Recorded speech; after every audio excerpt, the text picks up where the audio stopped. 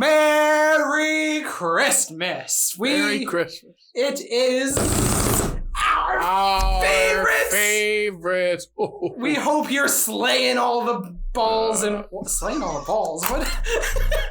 Slaying all the bells. Slaying all the bells. Wow. I think that was a Freudian slip. We're off to. Hey, Dickey, you slay. You just go slay. I'm slaying, girlfriend. We are. Well, let's try this. Let's try this from the top. Welcome to Off Slate Media. Today is our favorites, and we're talking about Christmas Slaying the movies. balls. Huh? Slaying the balls. Slaying the balls. We got Jake, Jared, and Dickey all in the house. Yo. We're talking about our favorites, and it's a good day. It's a very good day. We honestly, out of all of our picks, I can't think of a single one that's bad. I can't think of a single one I don't like. Yeah, that's better. Okay, maybe that's a little more fair. But they're just so good. I mean, let's not beat around this bush. Let's get right into this. My absolute favorite. Trying to think of the best quote to start with. Hold on, I got everywhere to go. Okay. You got a good one? Oh, I got it. I remember. So really quick. Make sure you say the full title. I have notes. Oh, I'm not going to say the notes. I'm not going to say the title. I'm going to say one quote, and every single person listening to this is going to know this movie. Are you ready for this? 4 o'clock, wallow in self-pity. 4:30, stare into the abyss. 5 o'clock, solve for all hunger. Tell no one. 5:30, exercise. 6:30, dinner booked with me. I can't cancel that again. 7 o'clock, wrestle with my self-loathing. I'm booked, of course. Oh, crap. Of Dickey, course, give it to Jared. Let him do it. Jared does the voice better. He does the voice better. So where are we? All right. 4 o'clock, wallow in self-pity. 4:30, stare into the abyss. 5 o'clock, solve for calendar. Tell no one. 5:30, exercise. 6:30, dinner with me. I can't cancel that again. 7 o'clock, wrestle with my self-loathing. I'm booked. Of course, if I bump the loathing to 9, I can still be done in time to lay in bed, stare at the ceiling, and slip slowly into madness. But what would I wear? That's right, ladies and gentlemen. It's the Grinch who stole Christmas. Full title. Dr. Seuss is the Grinch. How the Grinch stole, isn't it? How the Grinch stole Christmas. It's a long title. Yes, it is. Oh, but it's so good. Why? Can someone explain to me something? Why is Ron Howard the way that he is? Why is this movie the way that it is? Why is this his best movie? I feel like it has something to do with being on Andy Griffith. I just every facet of this movie just boggles me. How this was greenlit. How they Greenlit. How they went Because I'm green. Because I'm green, isn't it? How did they go back to the studio heads with dailies every single day, showing them the footage they got from this movie? I don't think they had to go back with.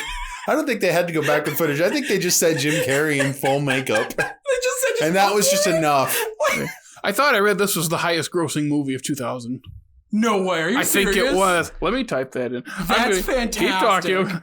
Because so when this week I watched this Friday or Saturday. It is at the domestic box office. It was the highest grossing movie. Well, I mean, think about the legacy of the Grinch and the Dr. legacy Seuss and all that. It's and insane. It's Jim Carrey too. Oh yeah, and it's Jim Carrey at his best. It really is. Which I want to mention because I was watching this on Saturday or Friday with Sam, and she notably does not like Jim Carrey. Really? Yes, because she just finds him annoying. Which that's fair. Yeah, it's very fair. This is the one movie. This is the one that she likes Jim Carrey because no other human being alive ever in the history of humanity could have played the Grinch. No one can control their face as much as him. I swear, I stand by that. Maybe some random person like several thousand years ago. I don't know. The way that, and I know I'm sure it's some like CGI, the way that like he smiles when they No, I think that's probably real. You think that was all real? Because like, oh, I know that is real because I've seen him like do that thing on like a couple of talk shows before. Like he like. Well, think about all the faces he can make. I know as well. I know. I mean, you like liar, liar. I love it, and then he's all just like, like he's just having a ball with I'm sorry, do that again? His face didn't change at all. Hold on, do He just that went again? like I'm trying to change my face. okay, that's bad. I would say that's better. No, it's not. I can't God bless you, audio listeners. You did not have to see that. Unless you tune in YouTube, then you can watch this. Yeah. Yeah, no, it's fantastic. I truly, oh man, it's just my favorite movie. Or not favorite, it's my favorite Christmas movie. It's quotable. I truly think this is the reason that today's generation is the way that they are. I think there's a lot of reasons. You look at this movie and there's so many, like it aged like a fine wine. And this came out in 2000. I don't think it aged like fine wine. I think it 2022. is an embodiment of when it came out, and that's why we like it. I think it kind of leans into its own weird, ugly-looking style and runs with it, and we kind of respect it for that. Yeah, because nothing that big is this mainstream is that unique looking anymore. All I know is whenever you step down into a bank of snow, think about how many Whovians you are killing. Doctor Who fans or sorry, Whoville. Damn those Doctor Who fans. That's a good point, though. Yeah, damn those Doctor Who fans. Ooh, actually, I didn't write this note down, but I'm so glad I remember this. So, you want to know an actual very interesting theory? I don't know. Okay, I'm quoting Sam. She could have gotten this from somewhere else. A theory that she told me. Are you ready for this? Yeah. So, the reason the Grinch the reason he looks so different from all the other, not Whovians, what do we call them? Who's. Just who's. Is because, let's say he was supposed to be floating to the Horton Hears a Who flower, but instead he got stuck on a snowflake. Because if you actually look at the Horton Hears a Who characters, the Grinch looks more like them than he does the Who's. Indeed. Right? Isn't that a little interesting theory? Yeah, except when he bumps the other baby out of the way, he goes, hee hee hee, or whatever. Well, yeah, because he was cruising in from, like, outer space. Also, it's not like that, in Horton Hears a Who, they're not in something tiny, are they? I know they're on a flower, I thought. I've never seen it. You've never seen any version of it? No. Huh. Yeah. The whole point is Horton finds their speck and he puts it on a flower, and no one believes him. Hey, Jim Carrey's in that that remake animated one, because there's the old one, and then there's the Blue Sky one where Jim Carrey is Horton. I forgot Jim Carrey was because Steve Carell is the mayor. That's right. It checks out even more. Look at that. But I'm glad you mentioned the baby fly again, because that's okay. First off, there's so many good jokes in this. The jokes are just never ending. Honey, our new baby's here. He looks just like your boss. Who do they make this movie for? Who do they make this movie for? It's really mean and wonderful. It is. There's so many. He shaves Augustus's head. You look fabulous. That killed me. And of course, the one that I quoted on Letterboxd was when he swings, when he's skiing behind him, on the way down the mountain, flies around the side and slams into the bed. Are you okay? The sun is bright and the power's bitching. Let's go over. It's my turn to drive. What did he say when he goes down the mountain at night? I'm gonna throw up. I'm gonna die. I'm gonna throw up, and then I'm gonna die. I think I've said it before. I probably heard it from someone, and then you kind of agreed with me. When he's not on screen, the movie's significantly worse. Yeah. Not that anyone's awful. It's just like, this movie's kind of not... It's not good, but he makes so much fun. He does. There are a couple moments without him that are good, like no, I was never in love with the Grinch. Oh, I didn't ask you that. I know. Everything with Martha May I thought was fantastic. I want to know what I want that this movie showed me. I want one of those guns that put up the... So that would be so great to have. Interesting thing about that, I don't know if I saw it on YouTube or whatever, but you know how that looks like it's putting lights up? Yeah. they filmed it in reverse. The machine actually took the lights down and then they played it in reverse. Yep. That makes sense. That's brilliant. Betty, hi.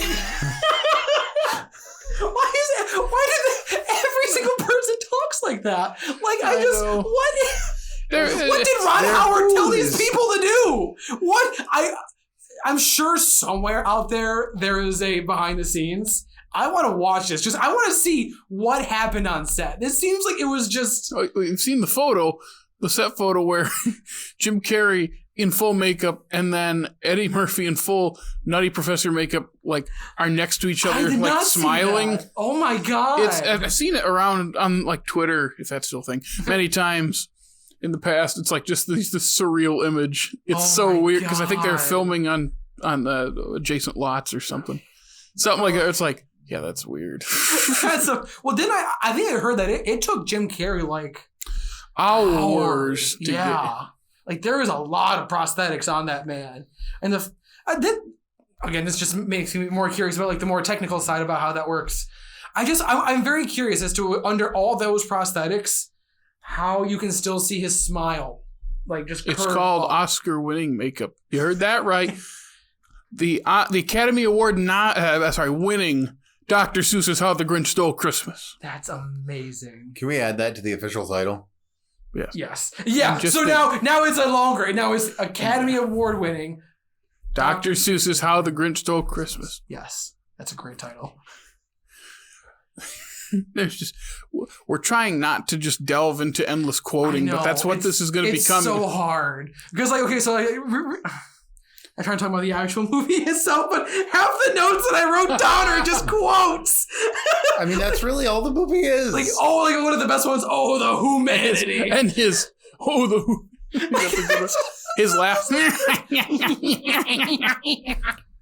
Jury duty, blackmail, hate mail, fiction, not dirty. You look like a perfectly wrapped package, my dear. She's like, thanks for saving me. And he, saving you? Shaving you? Is that what you think I was doing? I was just making sure you were properly packaged, my dear. And I like the, Max, pick out a bowl. Can I use your finger for a second? It's so stupid. It is, but it just makes me, this is, okay, I can't believe I'm about to say this. Uh-oh. Every single person. I don't think you're ready to say this. I don't know if I am, because this being the Grinch reminds me. It's a side note. This is a side note, but I want everyone who has never seen, and I think you may know where I'm going with this, the Matthew Morrison Grinch musical that came out 1 or 2 years ago is one of the most disturbing and horrible things I've ever seen. And so just on the topic of the Grinch, please go watch that. It's horrible, and just go watch it. It's something. Oh my God. Well, they had the key thing at their party in the flashback. I saw it, I go, oh, it's that kind of party. It's not that big of a town. Okay. Oh, wait. I feel like I missed something. What? It's in the flashback when Grinch appears and they're having his mothers are having a party. Yeah. Everyone's dropping their keys into the thing. You know, the old thing where I don't know how to explain it or what it's called. It was like an old fishbowl, honestly. It's a key party. It's a key party, yeah. Swingers party. Sex, Jake. We're talking about sex. All the parents in the Whoville apparently are swingers. Well, Cindy Lou Who had to come about somehow. It's just, there's so many adult jokes. And they make it a little uncomfortable because it's supposed to be Dr. Seuss, but then we're laughing at it. Now, him arriving at the jubilation and landing on Martha's breast is really awkward until he says something. It makes it a little funnier where he goes, "Hello, Martha." I go, okay. It doesn't excuse the joke, but at least made it a little less uncomfortable for a second. Yeah, this is a movie my friends in high school quoted nonstop. Oh, yeah. And just like me, they'd latch on to the weirdest ones. One of their favorites was after he wins the sack race. He goes, I beat you! And he just points at this random little hood. I beat you! I don't know why this ain't always stood out to me. It's him driving around in that little car. I don't know why. Just seeing him scrunched up. It's gonna blow! It's gonna blow. Yeah, it's gonna blow. I like his answering machine too. Yes! You so much as under one silver, I'll hunt you down and gut you like a fish. If you'd like to fax me, press the star key. Oh, that reminds. So yeah, I'm glad that you. Oh, here we go. Here we're going diving into the quotes. We've been there for a while. That's all we haven't talked about certain parts of it. We're just quoting so all the stuff hard. we like because that's what the movie is. And I know everybody that's. I hope everybody that's watching this knows. Just it's so hard. You think of this movie, you just think of it's kind of like the world's greatest clip show. Because it's just that's good. It's good job. Thank you. It's just great scene. A couple little pieces here and there to tie them all together. Great scene. A couple of like it's just the way that it flows. Like I said in our Jim Carrey episode, I want a anthology shorts series of Jim Carrey just being the Grinch in all of his different movies. That would be so great. Oh my God. Okay, so I want to say the quote that I was about to say. The one that me and my sister, just me, my whole family, we did this nonstop for like years. You're an idiot. No, I know. I'm an idiot. You're an idiot. I'm gonna whisper, so my voice doesn't reverberate off the walls. It doesn't come back to hear me, so I can't hear it. You're an idiot. It always just, that was the funniest part to me as a kid. But then, like, him eating glass disturbed me as a kid. I just like, and am I just eating because I'm bored? Am I just eating? Maybe that's what it is. Maybe because growing up and getting more and more grumpy is seeing the Grinch being grumpy. It's like, oh man, I relate to that. I remember a couple years ago, like, a clip, like I watch one clip and you get a bunch of suggestions for the movie. Oh, yeah. And the one where they're singing and he's sleeping and starts singing. How to Dr. Christmas, old, young, big, small. And he throws the pillow in, blast this Christmas music. It's joyful and triumphant. And I love how at one point when Max, the sedative, and he says something, but all I remember is just, before it's the mallet. It's, oh, yeah. The monkey, though, also maybe like, but it's just, I was thinking, like, how did they film that? Because not that thing is actually, like, metal, but that has to actually hit him. I guarantee you those are probably just two giant pieces of styrofoam or something like that. I also really hope, and I think that's what comes across in this, is that Jim Carrey is having just that much fun on set. I think that's kind of why this is just so endearing. It's because he's out there having a blast. Him ripping the shit. Oh, yeah! And then she thinks it's funny, and he turns and looks at us. Kids today, so desensitized by movies and television. What do you want? So, I've been talking about this for a while, but really quick, do you think... Like that specific comment, I feel like there are a couple of jokes in this that are just on the edge of fourth wall breaking, but it's not. That is a fourth wall breaking. You think that is a specific? That straight up is. He looks right at us and talks to us. For some reason, I didn't remember. Who else is he talking to? I didn't remember him looking right at the camera. I thought he looks right at us. Okay, because I think it's funny that they slide those fourth wall breaks in there. You know the joke that it's not even really a joke. You know the moment that is really, really, really, really, really, really stupid and it made me laugh the hardest? There's so many of them, but which one? The time when he comes back into the cave, I think after the jubilation, and Max is dancing to Christmas Has Gone to the Dogs. Yeah. I was like on the floor with that. I don't know why. It's great, honestly. Yeah. Him taking the tablecloth off. Oh, and then he runs back and just shoves it all up. No matter what movie, that's a great joke. But I don't care. Did you know that was actually not supposed to happen? So it's not supposed to happen? No, well, everything was supposed to fall off, and it didn't. So he ran back on scene and pushed it all off. That's wonderful. One part that always gets me is when his heart grows, he collapses. I'm feeling. It's not that, It's very subtle. He's going, and he holds his right hand, and then like you see this moment of like, oh, that's the wrong hand for a heart attack. Oh, that's not even catch He that. switches hands. He goes, God. Jim Carrey, he's never gonna live this role down. Forever. For the I'm rest surprised of... they didn't like try to make a second one or something. That's a good idea. They did. It's called The Cat in the Hat. The movie that killed live-action Dr. Seuss adaptations. After that, you okay? I almost go back in my chair. But after The Cat in the Hat, the Seuss estate is like, no we're more done. live action. You can animate them. No more live action. But Jared, that was DP'd by Emmanuel Lubezki. I know. Are you telling me it's not a masterpiece? Sorry.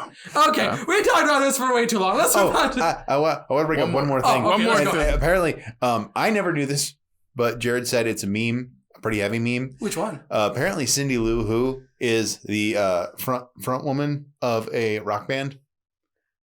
I don't know if it's a meme. It's a well-known fact that everyone knows she's Who? Taylor Momsen. Yes, Taylor Momsen. They're Pretty Reckless is what they're called. Wait, really? Yeah. She's the front... Huh? And she sings "Where Are You Christmas" every concert. That's false. I don't know if that's true. I did not know that's the lead singer of the Pretty Reckless. That's wild. I pretty also don't reckless. know if she's the front woman. I assume it is because it's a woman singing, and She's in the band. that's on me. But I mean, that's... Yeah. I also hate that song. I don't like it. That's the one part of the movie that Where are you Christmas? Why can't for the sake of this find rewatch, you? I sat through the scene, but usually I fast forward. Like, nope.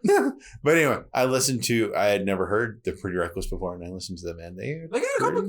pretty rock. Yeah, I know the one that goes is Heaven Knows.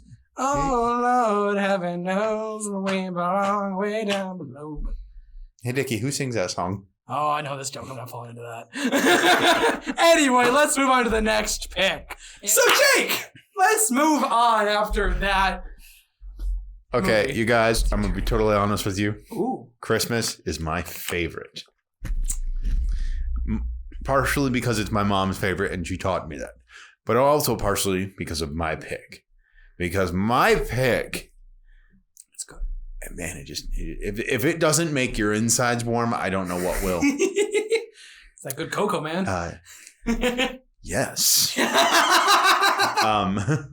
And my pick is that Tim Allen's The Santa Claus. With an E. With an E. You see what they did there? You see that little joke they played? What's that? Was that like 1994? The year I was born. Well, that's a really bad year then. I can't describe to you how many times I've watched this movie. Oh, It's the type of movie where it's not. You know how you're only supposed to watch Christmas movies at Christmas time? Yeah. That's something I only started doing after being an adult. When I was living at home, I would watch Christmas movies just whenever. So, like, if I went downstairs to work out when I was a kid, or like walk on the treadmill or whatever, or just play with toys, I would put this on the VHS. But I know this like the back of my hand. It makes me smile every time I see it. It's a classic, and I tell you, in preparation for this, I went and I watched the Santa Claus 2 and the Santa Claus 3, and we're going to talk about the Santa Claus, but. Let me tell you something. Those early to mid 90s movies, Christmas movies specifically, a cut above. And you know what? You're so right. And you know why I think that is? Why? Because there was not a lot of effects.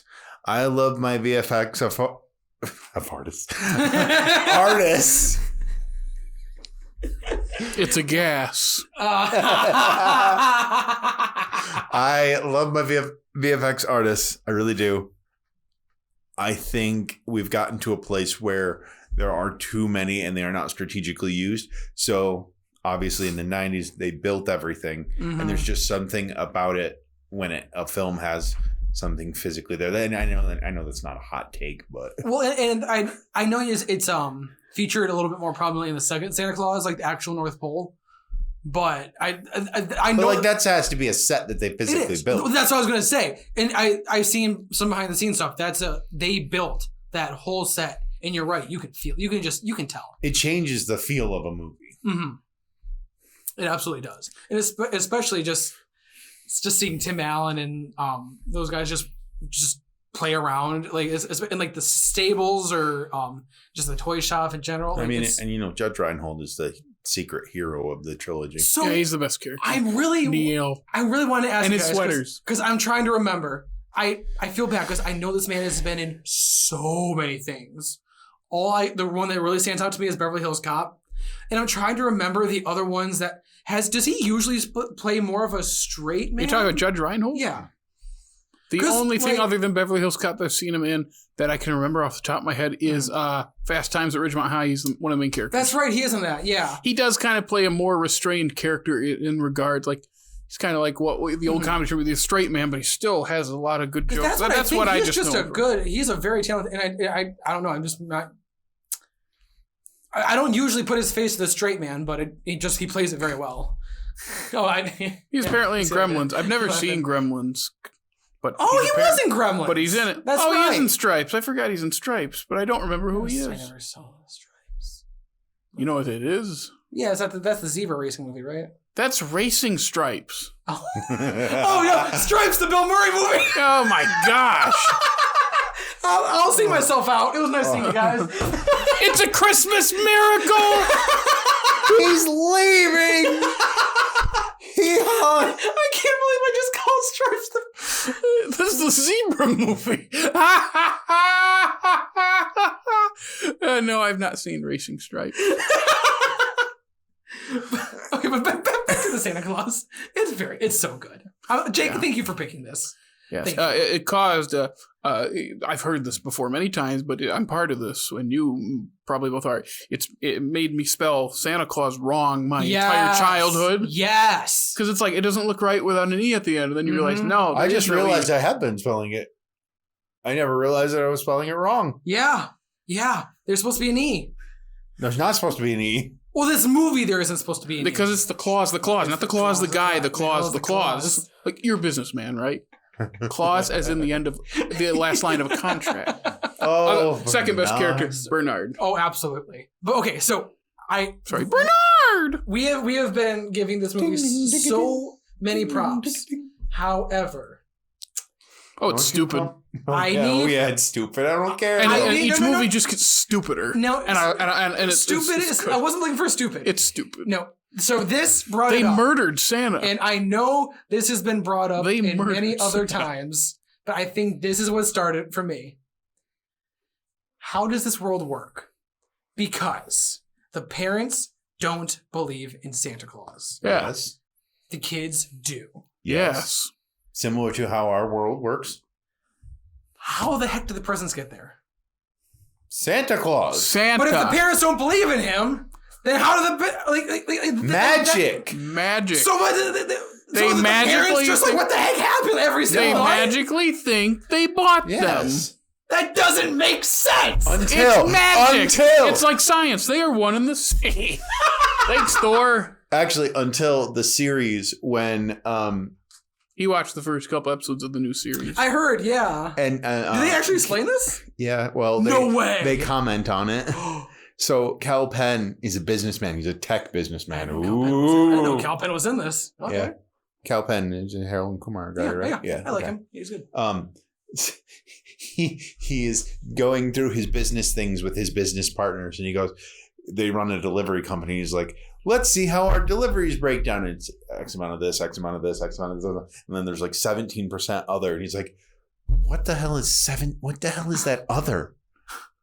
And it's like, ha ha ha ha ha ha, joke, see it. Huh.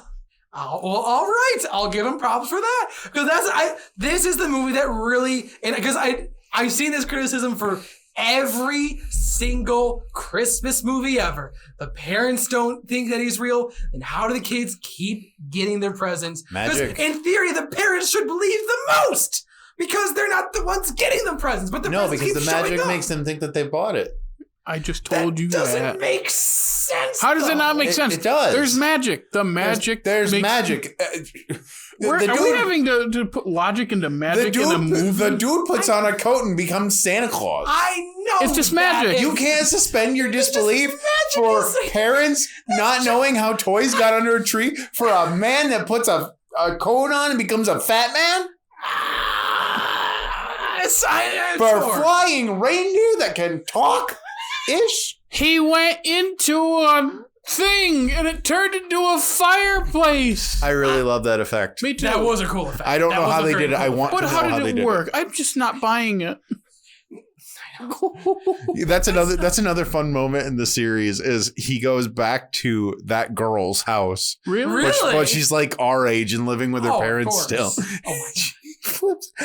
He's like, oh crap, I forgot it was Christmas Eve. Oh my God. I feel that. Uh-huh. I was gonna say that first scene. He's such a jerk to I her, know. and he's like, what? Where's your beard? Where's your beard? Cause I shaved. What's the other? It's like, why are you so skinny? Cause Santa's been watching his saturated fats. And he's, look, do you want this doll or not? Go to sleep. About that, drank that milk. Santa can't. He's lactose intolerant. Listen, as a lactose intolerant person, you suck it up. You deal with the consequences. Only with ice cream. Yeah. But then when he goes back, it's actually a pretty sweet little scene. And when he drinks the milk, and there's barely any sounds. They really love their swallowing sounds, don't they? And it just like that with the milk. It's like, it's soy milk. I go, oh, okay, that's. Are you gonna say it? No, I want you to say it. Charming. But that one, I was like, yeah, it actually is. It is charming. It was also an interesting choice not to include Rudolph, as he is the most famous of the reindeer. No, they have Chet in the next movies. They traded out Rudolph for Chet. I'm sorry. Chet is funny. I don't care. Fantastic. I don't care how stupid it is. I love it. You know what's funny? The way Comic talks in the other two, it reminds me of how you talk to your dogs when you're getting all when you're at home and you're talking to your dogs all. Well, you know, like you talk to a dog? Yeah, and then you just like. Are you talking about how I talk to Juno or how I talk to Archie? Because they're very different. Juno, Archie, it's more like. Hey, I'm there. Oh, Dad. How you doing? Like that. I'm just like, there it is. That's perfect. That was great. That was so good. You gotta make the noise when he eats too much candy. You go, oh, I can't do it. That's so good. There's a lot of farting in these movies, too. There's a lot of fart jokes. I love it. Oh, easy, Rudolph. Sorry. He puts his food down and goes, whoa. Merry Christmas to all, and to all good night. In the morning, I'm getting a CAT scan. I think I mentioned this before we started rolling. I really want to know how much input Tim Allen had on some of these jokes. Because they really feel like they're Tim Allen jokes. Dad, you're flying. It's okay, I lived through the 60s. That's such a good one. Oh, ow. That's such a good show. Where does this movie take place? Chicago? It's in Illinois. I don't know if it's Chicago specifically. It probably is, because is there any other part Is of Chicago Illinois? like the only city in Illinois? Yes. That's the only city that matters. Yeah, but it is in Illinois, I believe. Okay. Actually, yeah, it is. It is in Chicago because in the series, the elf that's setting up his retirement says, "We all got everything set up for you. A house in Chicago." And blah, blah, blah, blah, blah, blah, blah, blah, blah. Yeah, that's basically what it is. Oh, okay. I also really. What a weird franchise. I have to mention, this is the movie that gave me that showed me the song "Give Me All Your Lovin', Baby" by ZZ Top. And give me all your lovin', all your hugs and kisses too. Is that what it is? Yeah, that's where they're walking out with the jamming. Like, that's such a. I love that song because of this movie. It's so good. It's so good. It's pretty. I was talking. It's pretty dark. It's pretty depressing because it's basically this guy's life falling apart as he's going through adult puberty. Yeah. It's like, this is kind of hard to watch. And they are like tearing his child's like childhood. psyche apart, telling them what he like. It's basically a movie about trying to gaslight kids. Jake, you're so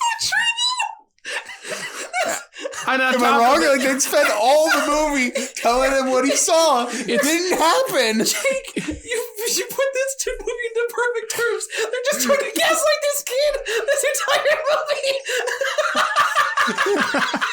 They are. Oh my God. It's also you okay? Okay. Oh God.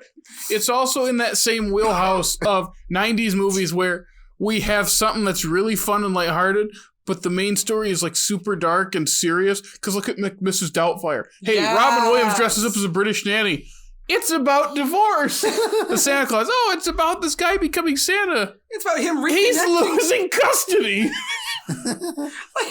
Also, I'm glad you mentioned that because it's kind of twisted when you think about it. The only way for this guy to reconnect with his kid is to become a fictional character? Yeah. Like, that's kind of sad, It's not right? a fictional character. He's real. Oh, that's right. He's real.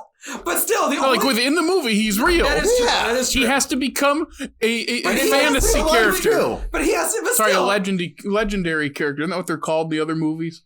Yeah. They expand the world. I have a question for all of us. Who did it better? Rise of the Guardians or The Santa Claus 2 or 3? Santa Claus 2. Santa Claus 2. I had fun with the Santa Claus too. I did not have fun with the Rise of the Guardians. Well, that's It's the same character. Except for Sandy. Oh, also, Sandy is so it's hilarious. You know his boss in the first one? Yeah, it's Peter Yeah. Boyle. He's in all three. Is Father Time. He's Father Time. That's one. That might be his Oh my last God, Peter performance Boyle is Father Time. in that third one because he died that year. The third one Really? came out. Mhm.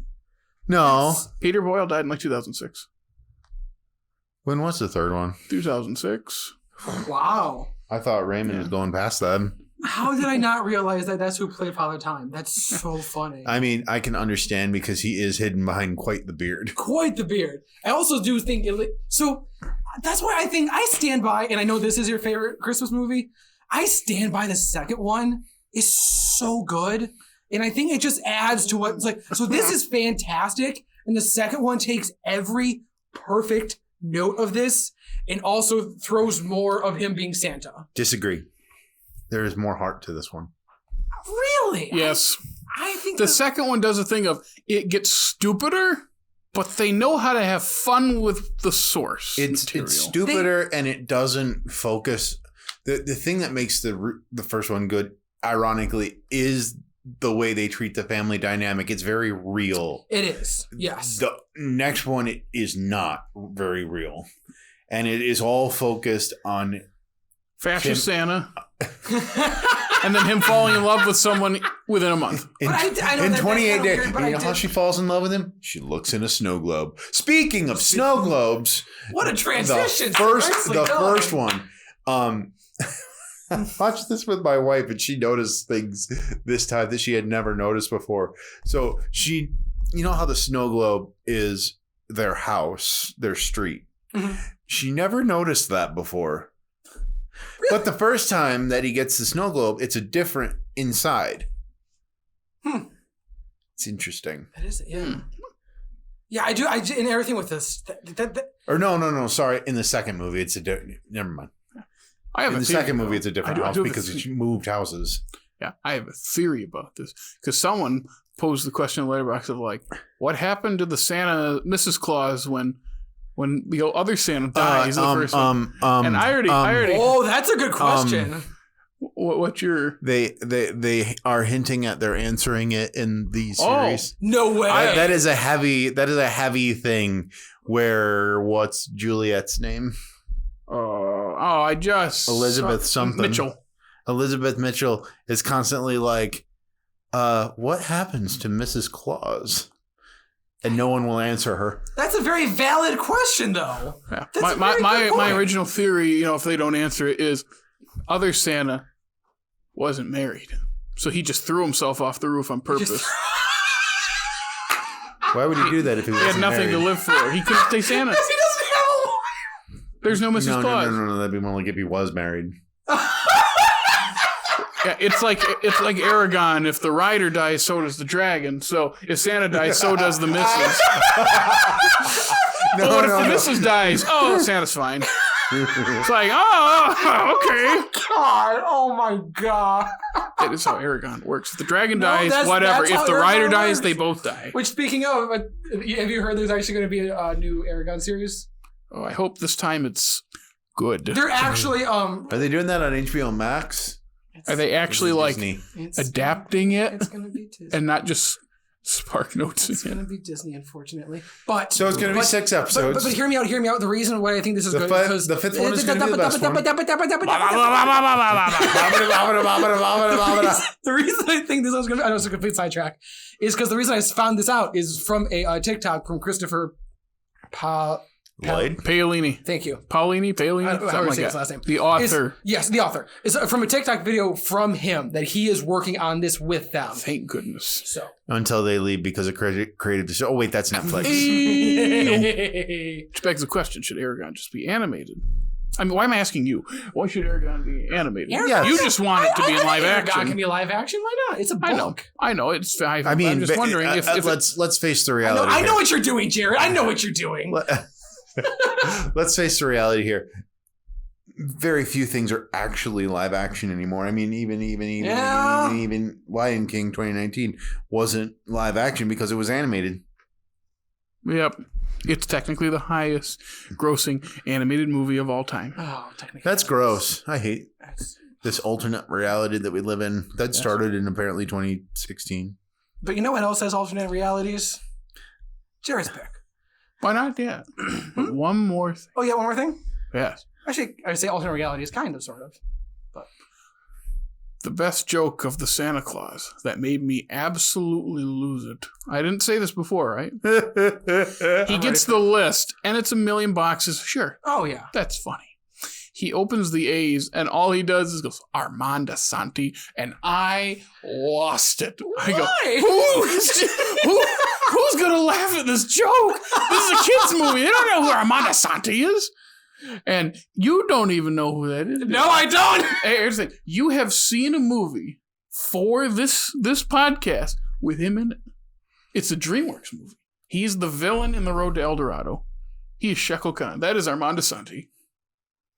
What I also know him from is that Odyssey miniseries from the 90s that is interesting. I did watch that for... Is that the miniseries we watched in high school? Because I think I watched that same thing it's in high like school 3 as well. hours long, but it's split into two. Yep, I watched that episodes. in high school. That's Armando Santi. He's Odysseus.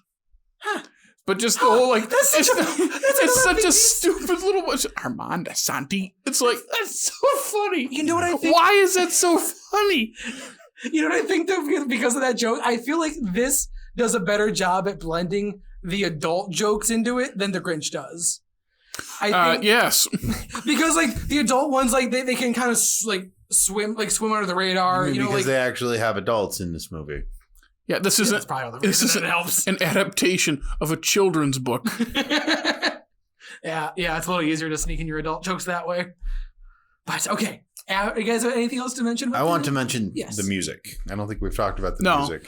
It is. Ba-da-da-da, Oh, I did have one actual like legit thing. That's not actually what I was talking about. I was talking about the score with the bells and it goes bum bum bada bum bum bum bada bum like that. It's just wonderful. Yeah. But the other thing that I genuinely appreciate about this movie, as different from most other, especially more contemporary films, the resolution of this film is fantastic. In that there is no real liar reveal. There's no Big world. changing. There's no. scope Well, thing. I mean, there is Kind kind of. of big world stakes. But not Kind of a super little bit, big. but in the context of the movie, there's no bombastic chase. There's no explosions. There's no the hero gets kicked down and he's down for about 5 seconds, but then he gets back up and triumphs. It has elves. ELFS. That it's a very real ending in that he gets caught because he has Charlie and he's not supposed to. Mm-hmm. He goes to jail. The elves come and get him out and all that's all woohoo cool, and they got the laser tag hats on their head and all that, and the tinsel. That's what I love. That's the other guy. Hey, can I get some of that tinsel? But then the climax is Scott just goes back and explained what happened. And then that's it. Mm-hmm. I don't know why, but I love that. It's a really good ending. And also because I will say, I don't know why, the way it end, do you see, maybe I'm mixing up when you see the ground when they take off. Because for some reason I thought like at the end when you see him flying away, from that angle it looked like he was from Michigan, because I know Tim Allen is obviously from there. That's why I thought this took place in there. But we realized that it was in Chicago, not Michigan. But I thought it was I know Michigan that after the there's ending. elves all throughout the movie. They hide elves.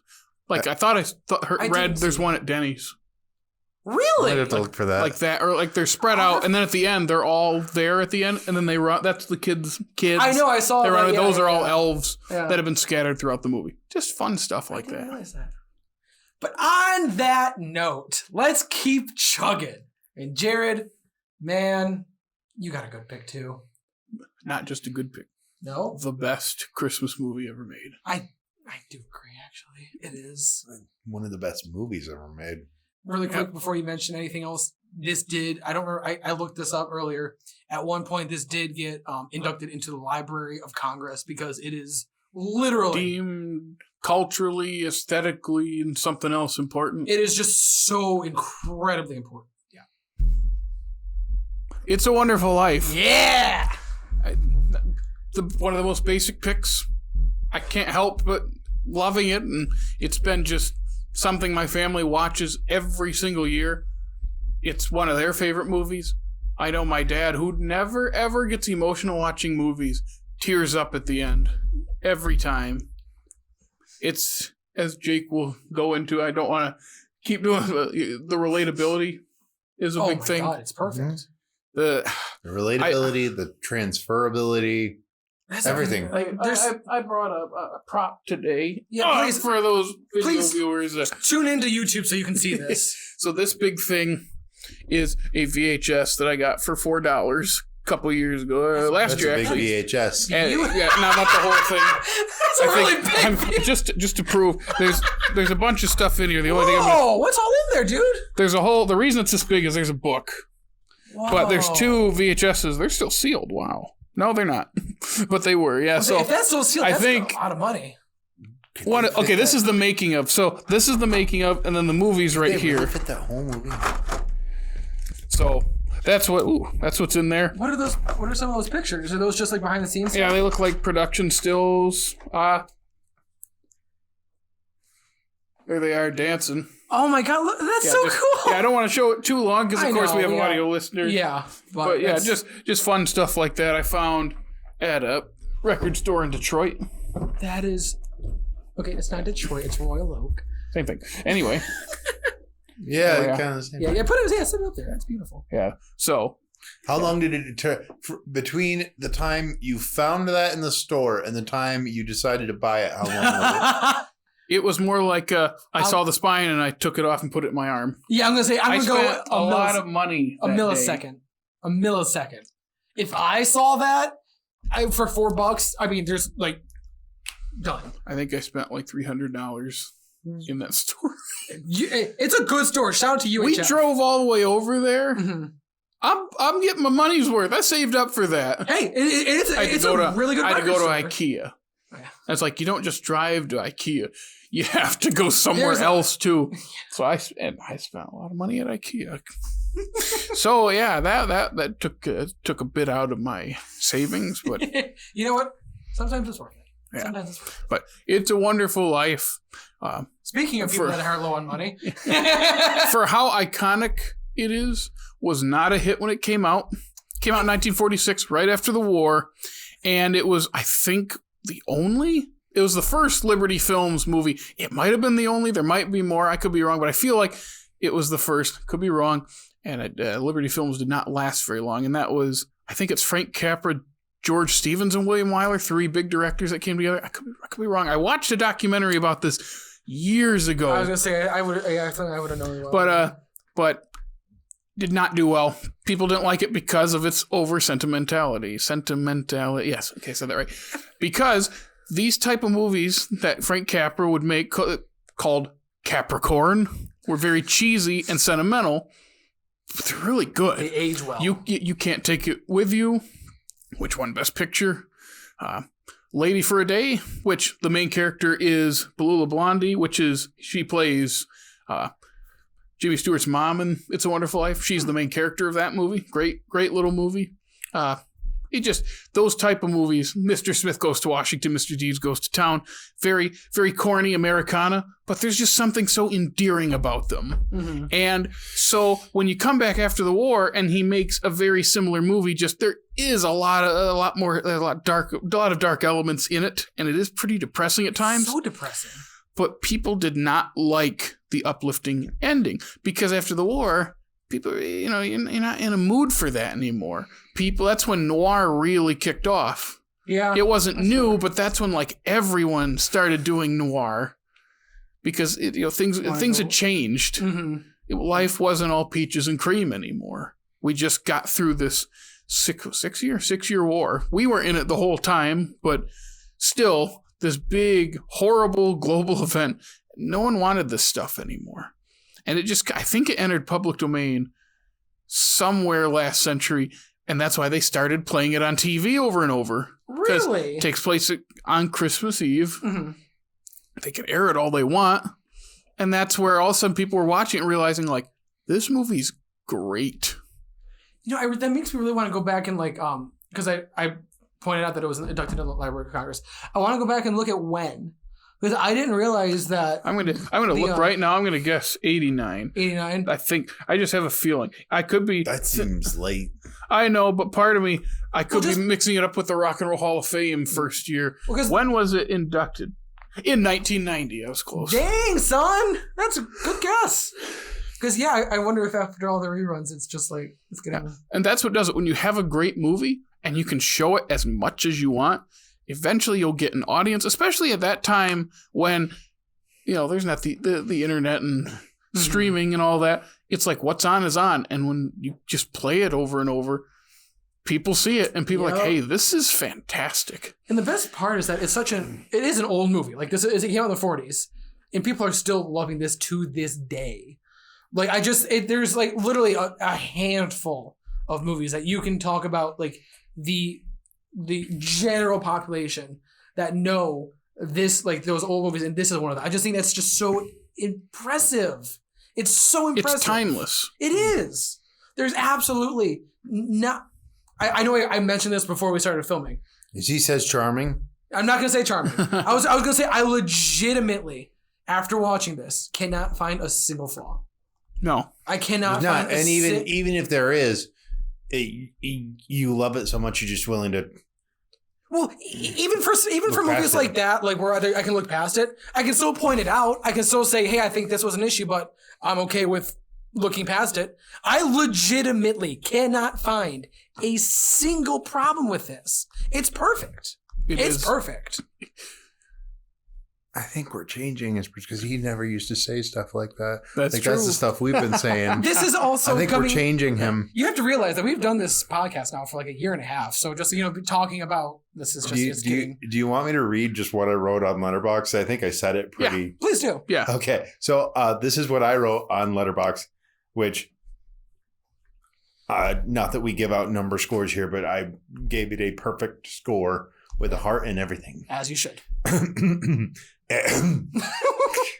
In the great debate of what is the greatest movie of all time, a lot of titles get thrown around. I'm going to make an argument right now for this masterpiece.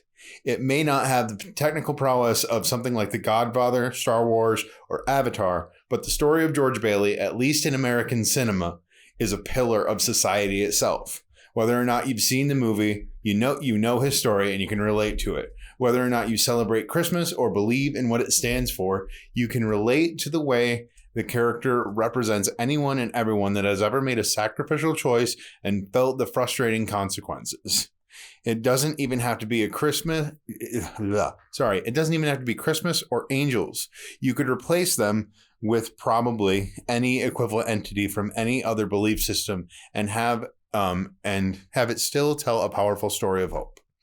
I love a lot of the movies that are in the debate for greatest But honestly, I would prefer a small story of hope in the face of immense sacrifice any day. This is the type of film that has the potential to shift a viewer's perspective from of their own life, and I love that about it. You nailed it. Well said. Absolutely well said. I just can't. Okay, so the first time I ever watched it was, I guess, last year. So I guess I don't have the long running perspective that you do. I can't imagine watching that movie and not seeing myself in George Bailey in some capacity. Oh, yeah. Because not only do I relate to it because there's a lot of ways in which I feel life has downtrodden me, but I also just want to be that. That's the way I want to see myself. Whether or not I make those sacrificial choices, that's the way I want to perceive myself. It's the whole story of you just don't get to do what you want because maybe that's timing. Not what you're supposed to do. And it's sad, but it's also like he's never allowed to really be selfish. And when he does, he is kind of the bad guy in that moment. And it's because there's a bit of a higher calling for him. And it's just it's so hard to watch this guy. All he wants to do is leave to go out into the world, and he never even leaves town. It's so heartbreaking and uplifting at the same time. Like it's because they help him, and for how cheesy and sentimental it is, it's the whole movie of he has given them so much, and gotten nothing but bad luck, and they come and save him. At the end, this time watching it, I cried. I almost did. This ending. Did you? Because you don't feel, but I feel plenty.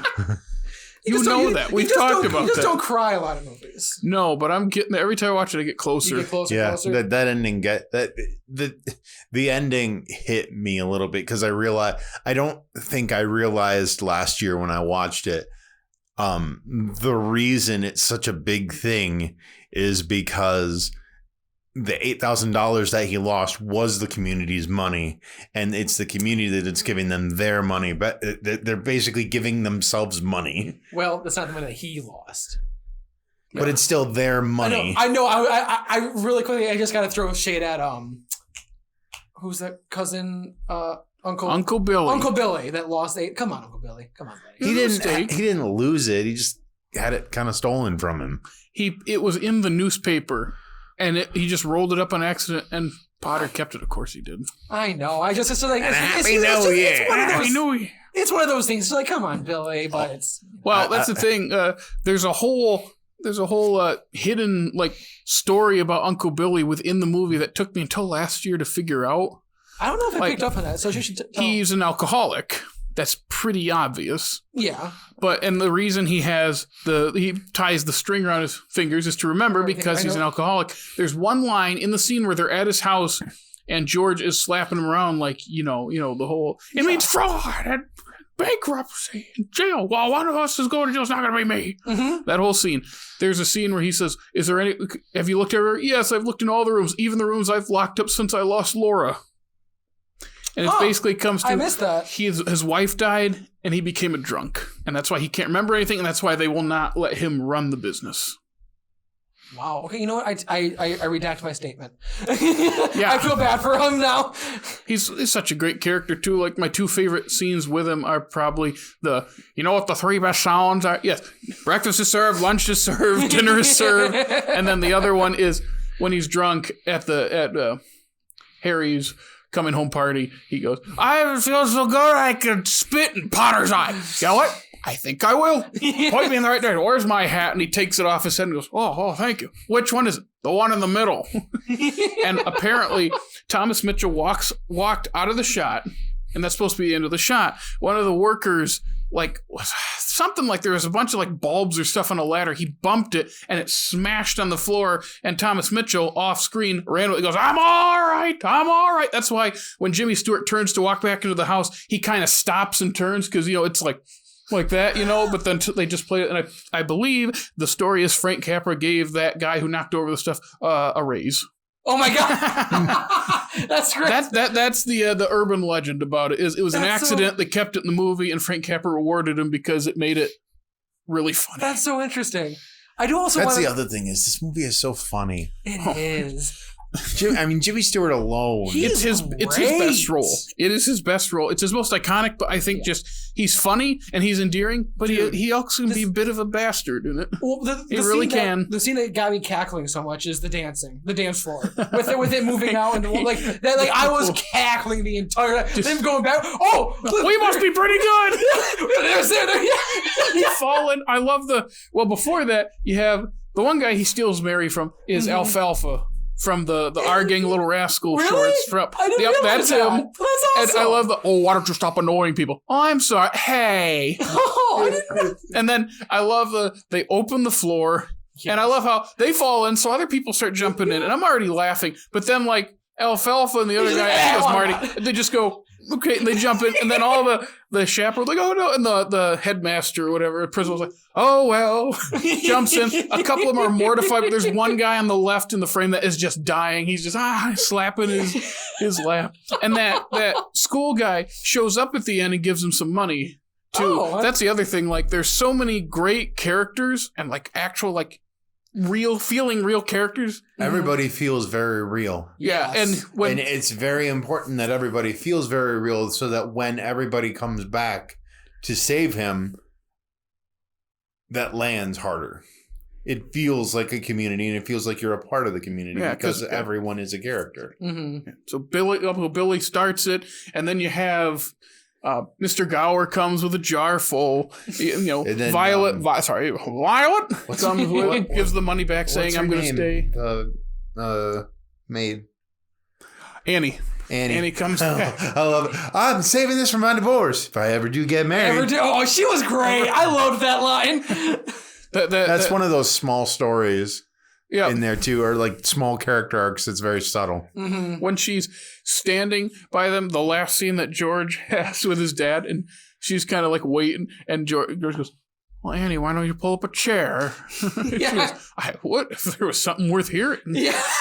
And he says, "Dad, I think you're a really great guy. Did you hear that, Annie? Yeah, it's about time one of you lunkheads said it." The zingers. Yeah, I'm glad you said that funny. There was a lot of zingers. Yeah, it's funny how his dad is not in the movie that much. He has like 3 scenes. Yeah, And I remember that this time, like, oh, he's not in it that much, because whenever I see Samuel Hines in other old movies, I go, hey, that's Pa Bailey. Then I realize he doesn't have that much screen time in this movie. I mean, and that's such a great last scene to have, because then you don't ever see him again. I'm so glad you mentioned that, because that's the other thing I wanted to bring up. I legitimately, so it's been obviously I watch this about every year, so it's been a full year since I've seen this. I for some reason thought Clarence was in this way more than just like the last like 10 minutes. It's longer than that. I looked at it's the like timeline the last this time. 40 minutes ish. I believe it was like the last 15. From when Clarence shows up to George getting his life back is about 20 minutes. Okay.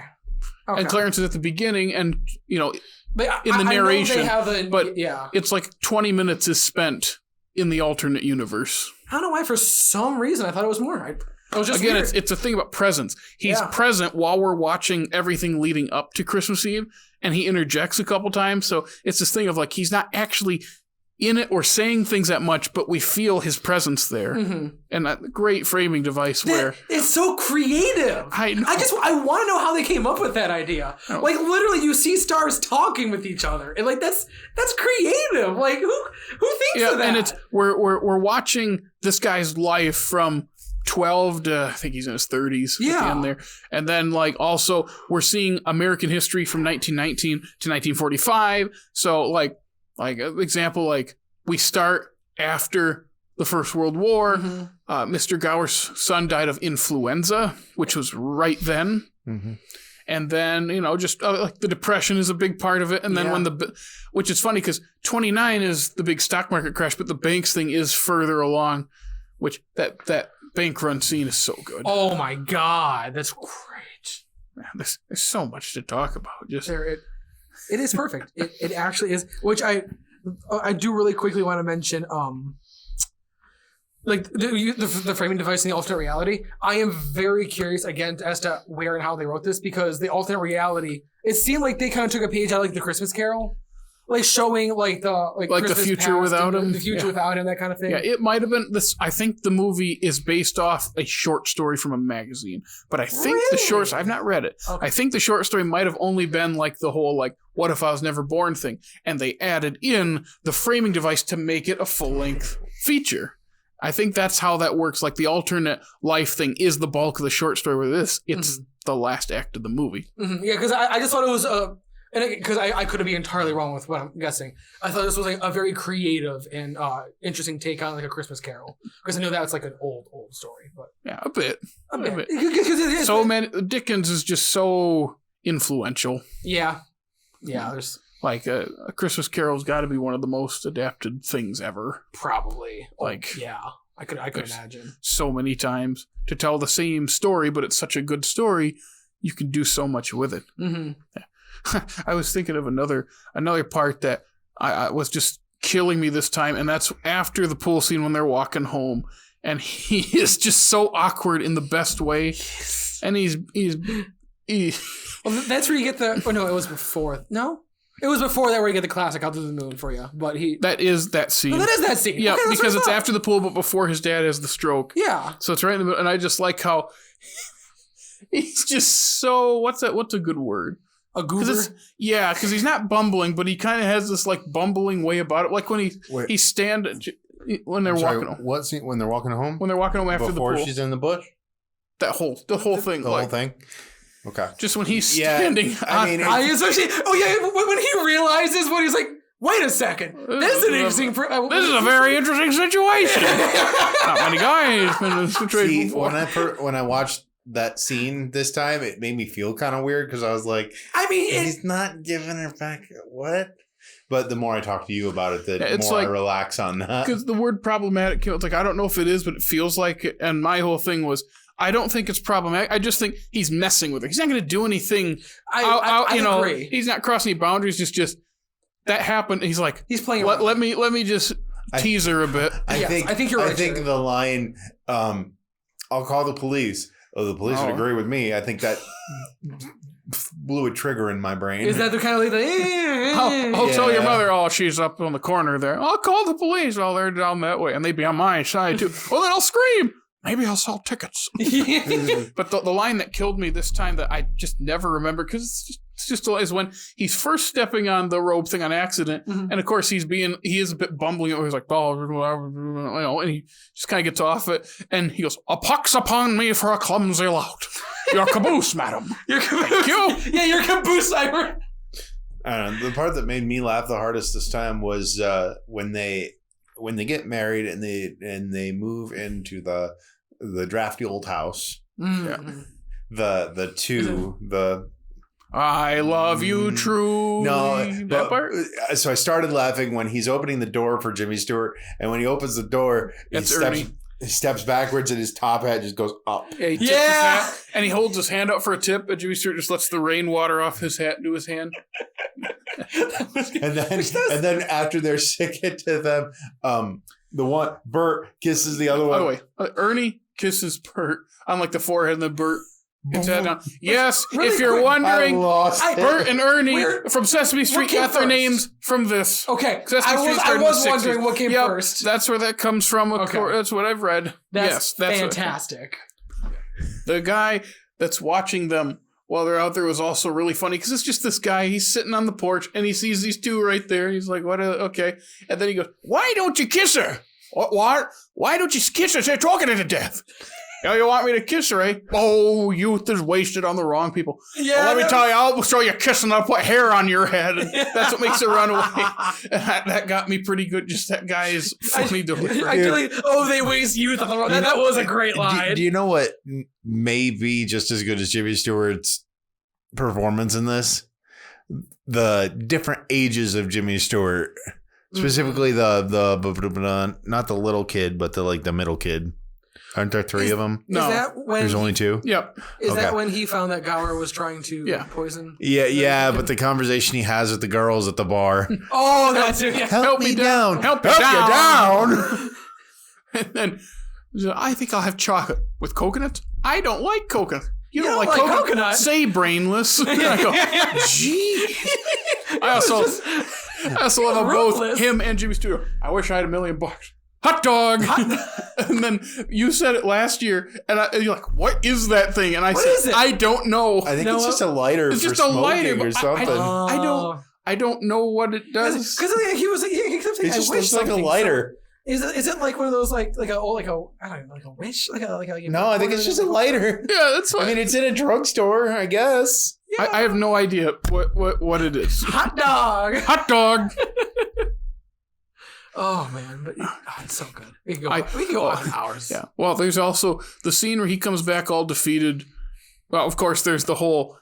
He almost makes a deal with Potter, shakes his hand. He's like, "What am I doing?" And I like, "And that goes for you too." And he goes out into the bank. And that goes for you too.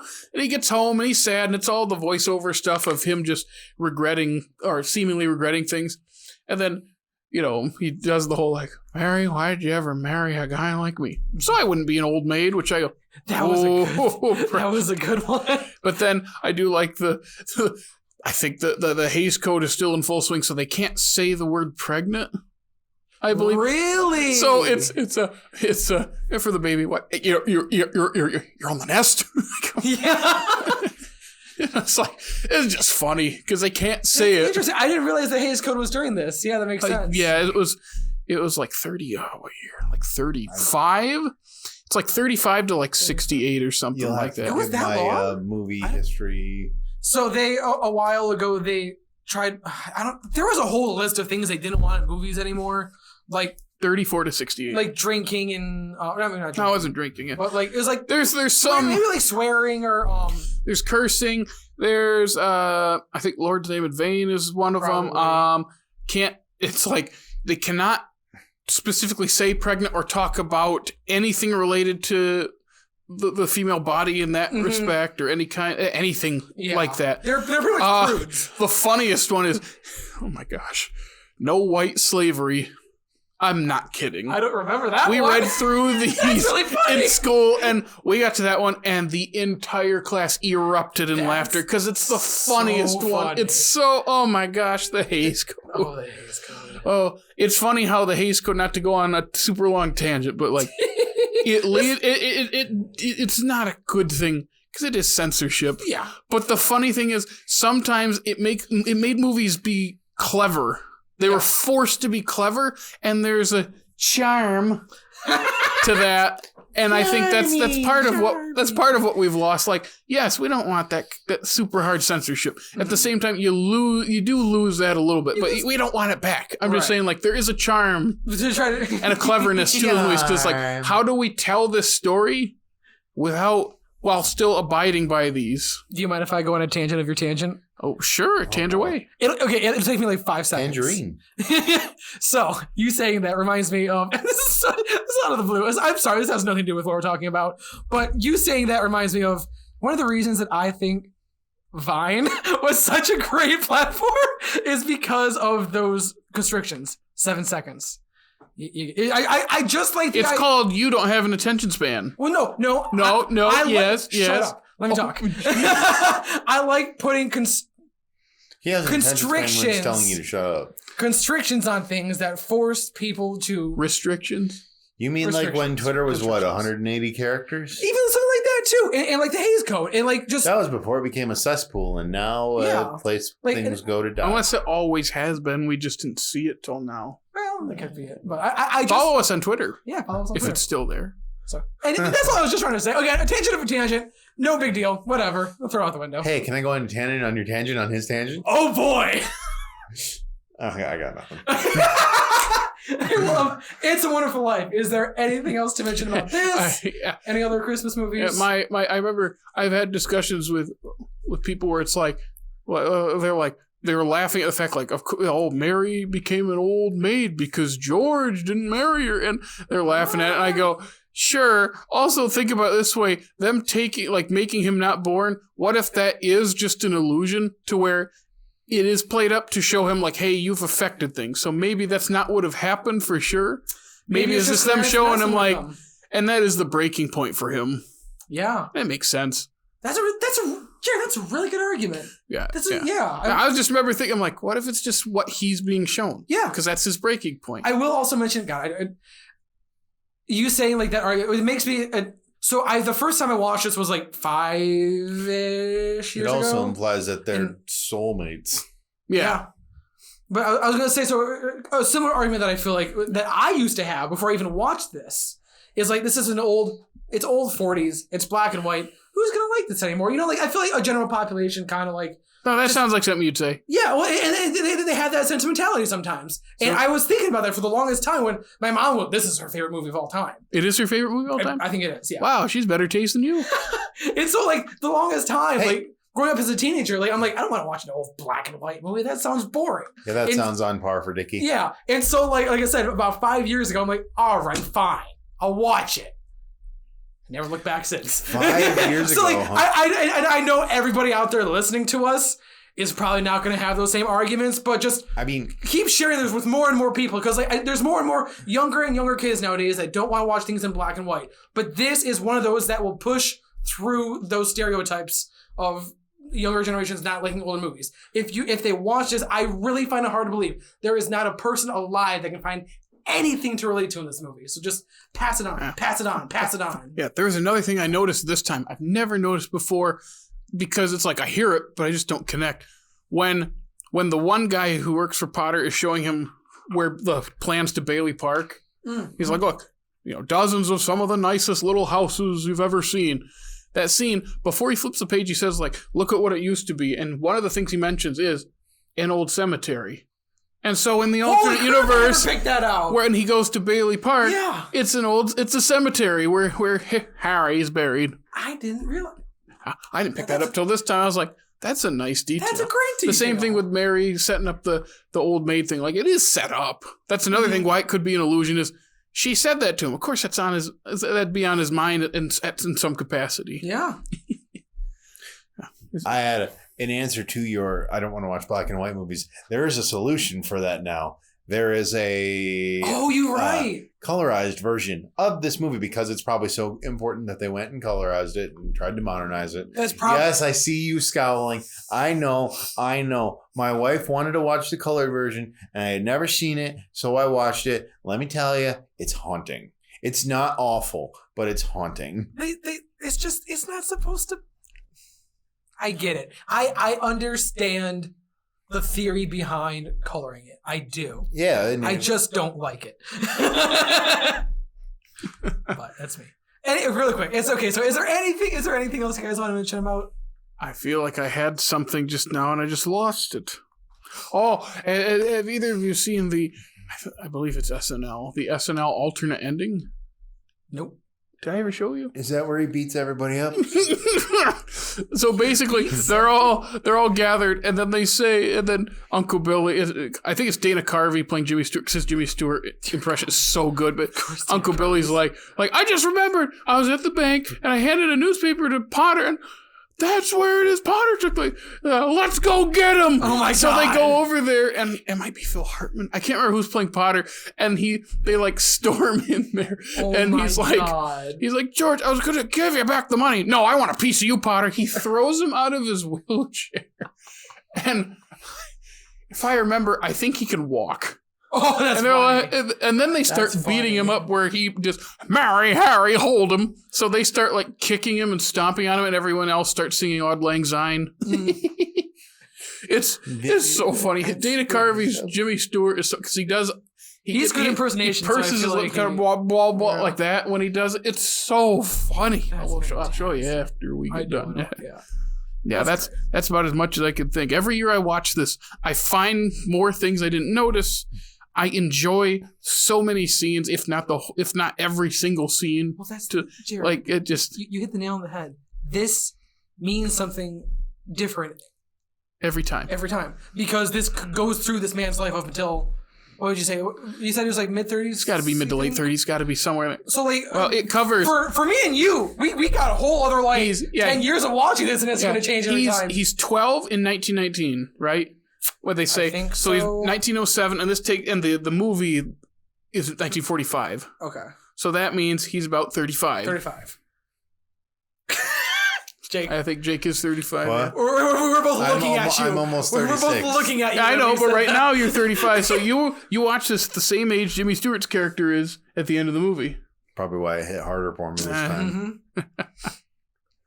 Okay, well, is there anything else we want to mention about this fantastic? Well, we could keep going. We really could keep but we've going. already We should probably wrap it up. way It's been who knows how long this is. So, Jared, if they're not sick and tired of listening to us yet, where else can they listen to us? You can follow us on Facebook, the previously mentioned Twitter, if it is, again, still around. Instagram, the funny TikTok. You can listen to us on Apple, Google Podcasts, Spotify, Stitcher, iHeartRadio. And hey, watch us here on YouTube. Like, subscribe, ring our bell, rate us, comment on all those platforms like the shoes. And then also, you can check out our cool, hip website. It's the Bee's Knees. Nicely done. Thank you for listening to today's monstrous, magnificent episode. Merry Christmas, everybody. Go watch all these movies again. Go enjoy all the cheer with your family. We're not going anywhere. Merry Christmas. There it is. We're not going anywhere until you said something. Hee-haw. Hee-haw. Sam Wainwright. Why did who, by the way, saves the day. Up to 25,000. Yeah. You think he's annoying for the movie, then you realize, no. He's a good guy, and he came in the clutch. Absolutely. Yeah. Hee-haw. Hee-haw. Let's give them all, we'll say see you next time. Right? Give us a see you next time. We'll all hee-haw them into the holiday. So, guys, see you next time from all of us here at All Slate Media. Hee-haw. And a Merry Christmas. And a Happy New Year to you.